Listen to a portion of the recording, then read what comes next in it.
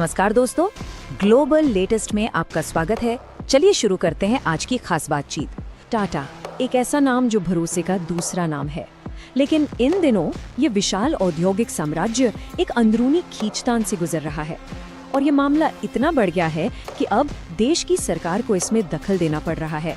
तो आइए समझते हैं कि ये पूरा माजरा है क्या। अब सबसे पहला और बड़ा सवाल तो यही उठता है कि आखिर एक प्राइवेट ट्रस्ट के अंदरूनी झगड़े में सरकार क्यों पड़ रही है। क्या ये सिर्फ एक कॉर्पोरेट विवाद है या फिर इसके पीछे कोई और बड़ी वजह है? चलिए इसी सवाल का जवाब ढूंढते हैं।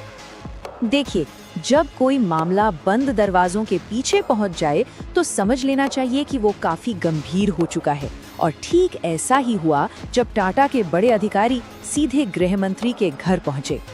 और ये कोई 5-10 मिनट की मुलाकात नहीं थी, पूरे 45 मिनट तक ये बैठक चली।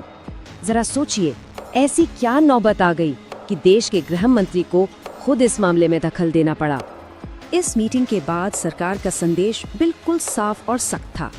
कहा गया कि टाटा ट्रस्ट्स में स्थिरता बनी रहनी चाहिए, ये जो भी अंदरूनी विवाद हैं उन्हें फौरन सुलझाया जाए। और सबसे जरूरी बात, इस सब का असर टाटा की साख पर बिल्कुल नहीं पड़ना चाहिए। लेकिन सरकार टाटा को लेकर इतनी चिंतित क्यों है? आखिर देश में और भी तो बड़ी कंपनियां हैं। इसका जवाब हमें तब मिलता है जब हम टाटा समूह के आकार और भारतीय अर्थव्यवस्था में उसकी अहमियत को समझते हैं।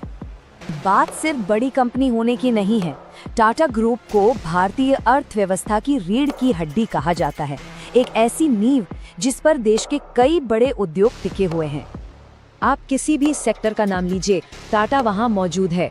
सॉफ्टवेयर से लेकर स्टील तक और गाड़ियों से लेकर हवाई जहाज तक, टाटा की मौजूदगी हर जगह महसूस की जा सकती है। और जाहिर सी बात है, जब अर्थव्यवस्था की रीढ़ की हड्डी में ही कोई समस्या आ जाए तो इसका असर तो पूरे देश पर पड़ेगा। ट्रस्ट्स में किसी भी तरह की अस्थिरता का मतलब है ग्रुप के बड़े फैसलों और निवेशों पर असर, जिससे सीधे सीधे राष्ट्रीय अर्थव्यवस्था को झटका लग सकता है। तो अब सवाल आता है कि इस पूरी खींचतान की असली वजह क्या है? आखिर ये लड़ाई किस बात को लेकर हो रही है? देखिए, ये लड़ाई किसी एक फैसले या किसी एक व्यक्ति को लेकर नहीं है।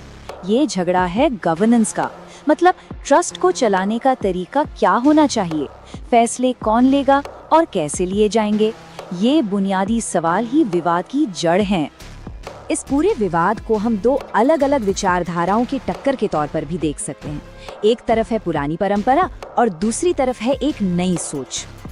तो एक खेमा चाहता है कि जो पुरानी व्यवस्था और विरासत है उसे बनाए रखा जाए, जबकि दूसरा खेमा कहता है कि अब वक्त बदल गया है, हमें ज्यादा पारदर्शिता यानी ट्रांसपेरेंसी की जरूरत है, नए चेहरों और नई सोच को मौका मिलना चाहिए। तो जब दो ताकतें इस तरह आमने सामने हों तो सवाल ये उठता है कि सरकार का आगे का प्लान क्या है, उसका आधिकारिक रुख क्या होने वाला है। और यही वो सवाल है जो इस वक्त बाजार, निवेशक और खुद कंपनी के मन में भी है। क्या सरकार अब सीधे तौर पर दखल दे भी? सरकार ने अपना रुख लगभग साफ कर दिया है। देखिए, पहली कोशिश तो यही है कि ये मामला अंदर ही सुलझा लिया जाए, ट्रस्ट के लोग आपस में बैठकर इसे हल कर लें। लेकिन अगर इस झगड़े का असर बाजार या निवेशकों पर पड़ता है तो फिर कॉर्पोरेट मामलों का मंत्रालय इसमें दखल दे सकता है। कुल मिलाकर सरकार का संदेश बिल्कुल साफ है।